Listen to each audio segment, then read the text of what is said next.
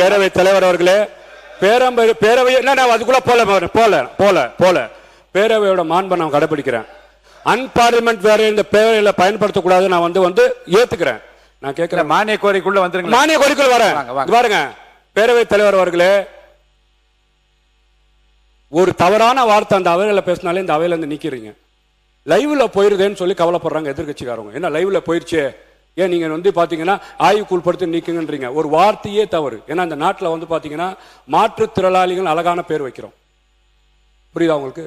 நீங்க வந்து பாத்தீங்கன்னா எவ்வளவோ விஷயத்துக்கு நல்ல நல்ல பேரை வைக்கக்கூடிய விஷயம் இருக்கட்டும். யார் வேணா வைக்கட்டுங்க, யார் வேணா வைக்கட்டும், பேர் வைக்கட்டும். ஆனா நான் ஒரு சமுதாயத்தில் பிறந்திருக்கிறேன், ஒரு சமுதாயம் சார்ந்தவனா இருக்கிறேன். 1999 என்னை பார்த்து, என் சமுதாயத்தை பார்த்து இஸ்லாமிய மக்கள் எவ்வளவு பாதிக்கப்பட்டிருப்பாங்க. என் உணர்வை பேசுறேன், என் உணர்வை பேசுறேன். எங்க அண்ணன் தமீம் அன்சாரியும் பேராசிரியர் ஜவஹர்லால் அவர்களும் இது இல்லாத மாதிரி பேசுறாங்க. தமிழ்நாடு முஸ்லிம் லீக் பேரே பதியப்பட்டிருக்கு. எவ்வளவு வருத்தப்படுறேன், வேதனை சொல்றதுக்கு கஷ்டம் இல்லையா? மேற்கொண்டு நான் அனுமதிக்க முடியாது. இல்ல இல்ல, உங்க உணர்வை நான் மதிக்கிறேன். இல்ல இல்ல இல்ல இல்ல இருங்க. இல்ல மீண்டும் மீண்டும் இல்லைங்க, மீண்டும் 1990 நீங்க ஞாபகப்படுத்தி யாரையும் வேதனைப்படுத்த வேண்டாம், யாரையும் குற்றப்படுத்த வேண்டாம், யாரையும் காயப்படுத்த வேண்டாம். நடந்தது நல்லவையாக இருக்கட்டும், இனி நடக்க போது நல்லவையாக இருப்பதற்கு என்ற அந்த கருத்துக்களை மட்டும் மானிய கோரிக்கையில் பேசுமாறு நான் கேட்டுக்கொள்கிறேன். உறுப்பினர் மானிய கோரிக்கை மீது பேசுங்க.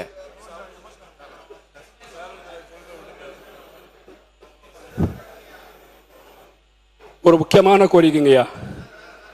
வருகின்ற செப்டம்பர் 14ஆம் தேதி மதுரை மீனாட்சி அம்மன் கோவிலில் வரலாறு சிறப்புமிக்க கும்பாபிஷேகம் நடக்க போகுது. அதில் நமது தமிழக வெற்றி கழகத்தின் ஆட்சி நடைபெற்று கொண்டிருக்கின்றது.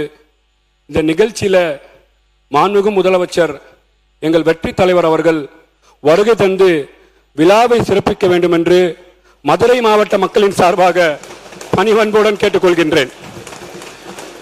மேலும் மாண்புமிகும் நீர்வளத்துறை அமைச்சர், மாண்புமிகும் மின்சாரத்துறை அமைச்சர், மாண்புமிகும் அறநிலைத்துறை அமைச்சர் உட்பட அனைத்து அமைச்சர்களும் பங்கேற்க வேண்டும் என்று போதுமான அடிப்படை வசதி, போக்குவரத்து மற்றும் பாதுகாப்பு வசதி ஏற்படுத்தி செய்ய வேண்டும்.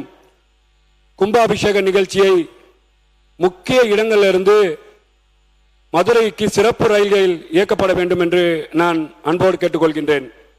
அன்றைய தினம் மதுரையில் உள்ள கல்வி நிறுவனங்களை விடுமுறை அளிக்குமாறு வேண்டி அன்போடு கேட்டுக்கொள்கிறேன்.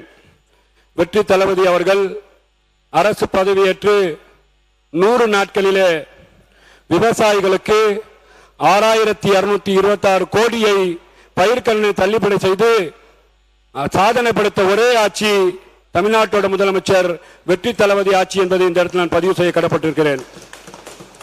தொழில்துறை சார்ந்து 1 லட்சம் கோடி தொழில் முதலீட்டை ஈட்டு சாதனை படைத்த ஆட்சி வெற்றி தளபதி ஆட்சி என்பதை நான் சொல்ல கடமைப்பட்டிருக்கின்றேன். எல்லாரும் வந்து பேரு தான் வைப்பாங்க, நாங்க தொடர்ச்சியா ஊட்டச்சித்தமான நல்ல சோறு வைப்போன்னு 8ஆவது வகுப்பு படிக்கும் வரை மாணவ மாணவிகளுக்கு காமராஜ் காலை உணவு திட்டத்தை தந்து அழகு பார்த்த எங்க வெற்றி தலைவர் அவர்களுக்கு நன்றி சொல்ல கடமைப்பட்டிருக்கிறேன். ஊழலை முற்றிலுமாக ஒழித்து தொடர்ச்சியாக தமிழ்நாட்டிலே ஒரு நல்லாட்சியை தந்து கொண்டிருக்கின்ற எங்கள் தமிழ்நாட்டோட முதலமைச்சரை பாராட்டுகின்றேன்.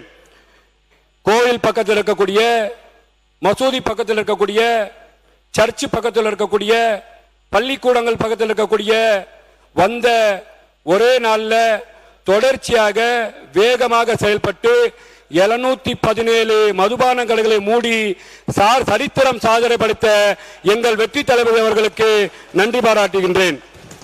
மாண்புமிகு பேரவைத் தலைவர் அவர்களே, இந்த முழுவதும் உள்ள ஆன்மீக அன்பர்கள் தினந்தோறும் வந்து வழிபாடும் அருள்மிகும் அன்னை மீனாட்சி அம்மன் ஆலயம் 13 நூற்றாண்டு சேர்ந்து அங்கே இருக்கின்றது. காஜியார் பெரிய பள்ளியாசல் சிறப்பு கட்டடங்களை கொண்ட ஸ்டென்மேரி கேத்தலிக் சர்ச் ஆகிய அமைந்துள்ளது மதுரை மாநகராகும். தமிழர்களின் வீரத்தை பறைசாற்றும் விதமாக ஜல்லிக்கட்டு மதுரையை பெருமை சேர்க்கும் என்பதை இந்த இடத்தில் நான் கடமைப்பட்டிருக்கின்றேன். தொடர்ச்சியாகவே மதுரை சார்ந்த கோரிக்கையை நான் ஒரு கோரிக்கையை இங்க சொல்லிட்டு நான் படித்தது மாதிரி கருதி உங்களிடம் நான் கொண்டு வந்த இந்த ஆவணத்தை கொடுத்து நீங்கள் பதிவேற்றம் செய்யுமாறு உங்கள் அன்போடு கேட்டுக்கொள்கின்றேன். மதுரை மத்திய தொகுதியில் மத்திய சிறைச்சாலை மேரூருக்கு மாற்றப்பட இருக்கின்றது. 31 ஏக்கர் இடம், அதில் ஒரு அரசு ஆடவர் கலை கல்லூரி, மக்கள் நலனை கருதி ஹைடெக் திருமண மண்டபம் உள்ளிட்ட உள் விளையாட்டு அரங்கம், 1000 சுற்றுலா பயணிகள் மற்றும் பக்தர்கள் தங்கும் விடுதி, யாத்ரா நிவாஸ், நவீன பூங்கா போன்ற அரசு ஏற்பாடு செய்யும் தருமாறு மாண்புமிகும் தமிழ்நாட்டோட முதலமைச்சர் அவர்களை பணியோடு கேட்டுக்கொள்கின்றேன். தொடர்ச்சியாக மதுரையில் நாங்கள் தொடர் கஷ்டப்படுற ஒரு விஷயம் என்னன்னு கேட்டீங்கன்னா பாதாள சாக்கடைனால நாங்கள் மட்டும் இல்லை, என் பக்கத்தில் இருக்க தொகுதி எங்க அண்ணன் கல்லன் அண்ணன், எங்க தங்கப்பாண்டி மாமா, கார்த்திகன் மாமா, எங்க கோபிச்சன் அண்ணன் பாதாள சாக்கடைனால ரொம்ப கஷ்டப்படுறோம், சிரமப்படுறோம். இன்னைக்கு பாதாள சாக்கடை இன்னைக்கு காலையில் எடுத்து விட்டா திருப்பி நாளைக்கு தண்ணி பொங்கிட்டு வந்துருது. மதுரை சுற்றுலா தலமாக பார்க்கப்படுது, கோவில் பூமியாக பார்க்கப்படுது. இதை பாதாள சாக்கடை வசதி இல்லாத சிரமம் ஏற்படுகின்றது. பாதாள சாக்கடை வசதியை ஏற்படுத்தி தருமாறு உங்களை பணிவன்போடு கேட்டுக்கொள்கின்றேன். முடிச்சிடுங்க சார்.